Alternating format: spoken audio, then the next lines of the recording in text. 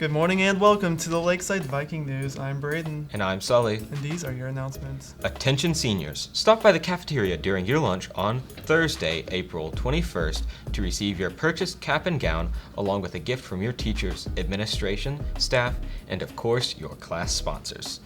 If you haven't purchased a cap and gown yet, you can use the link in the Google Classroom or bring $113 cash on April 21st to get your cap and gown. Finally, make sure you check the Class of 2022 Google Classroom frequently for updates and announcements regarding your graduation. It's time to apply for Student Government Association. SGA is an organization that connects you to the best parts of the high school experience. We plan homecoming, pep rallies, dances, support Black History Month activities, and more. If you are passionate about making our school better for everyone, full of school spirit, want to inspire others, then apply to be an SGA officer.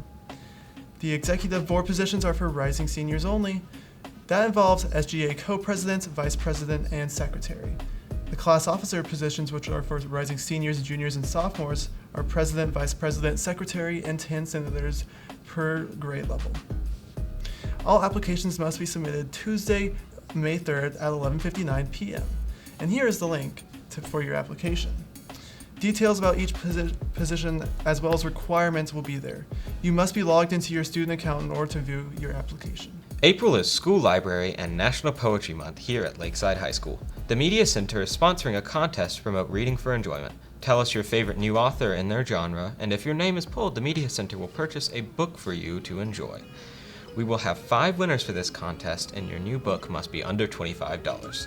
The deadline for this contest is April 29th at 3:30 p.m. Look for other events and activities that the Media Center will be sponsoring to celebrate reading and poetry. And now, to current events. Good morning, welcome to Current Events. I'm your host, Noah Milton. Let's get right into your weekly news. On Wednesday, a man who the police had identified as a suspect in the Brooklyn subway shooting, Frank R. James, was taken into custody according to law enforcement officials. The arrest comes more than 24 hours into the wide-ranging search that began after an attack on Brooklyn subway train left 23 people injured.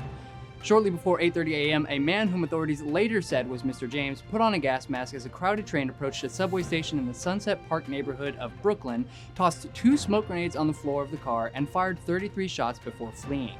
Mr. James was arrested in the East Village neighborhood of Manhattan on Wednesday afternoon, and there is no evidence so far to suggest that Mr. James was working with an accomplice.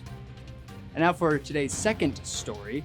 Ukrainian President Volodymyr Zelensky has given his sincere thanks to the U.S. for the new round of $800 million in military assistance. In his daily late-night addresses to the nation, Zelensky also said he was thankful for Wednesday's visit by the presidents of Poland, Estonia, Lithuania, and Latvia.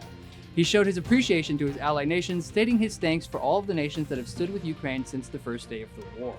In his conversation with U.S. President Joe Biden, Zelensky said they discussed the new weapon shipment to even tougher sanctions against Russia and efforts to bring to justice those Russian soldiers who committed war crimes in Ukraine.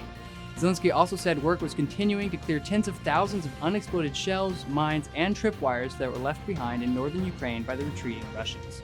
And for our third and final piece of news for today, the Biden administration also announced Wednesday that it is extending the nationwide mask requirement for airplanes and public transit for 15 days as it monitors an uptick in COVID-19 cases. The CDC said it was extending the order, which was set to expire on April 18th until May 3rd, to allow more time to study the BA2 Omicron subvariant that is now responsible for the vast majority of cases in the US. The agency stated that in order to access the potential impact the rise of cases has on severe disease, including hospitalizations and deaths, and healthcare system capacity, the CDC order will remain in place. When the TSA, which enforces the rules for planes, buses, trains, and transit hubs, extended their requirement last month, it said that the CDC had been hoping to roll out a more flexible masking strategy that would have replaced the nationwide requirement. And now to Lucas with the weather.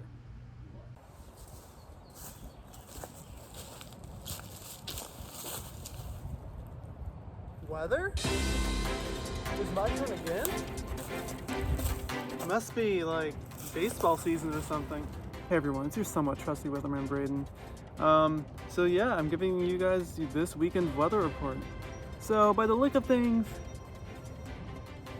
I'd say it's gonna be really rainy this weekend with a high of 70 degrees and a low in the mid 60s. Hope everyone has a great weekend. That's it for today's Lakeside Viking News. Have a fabulous Friday.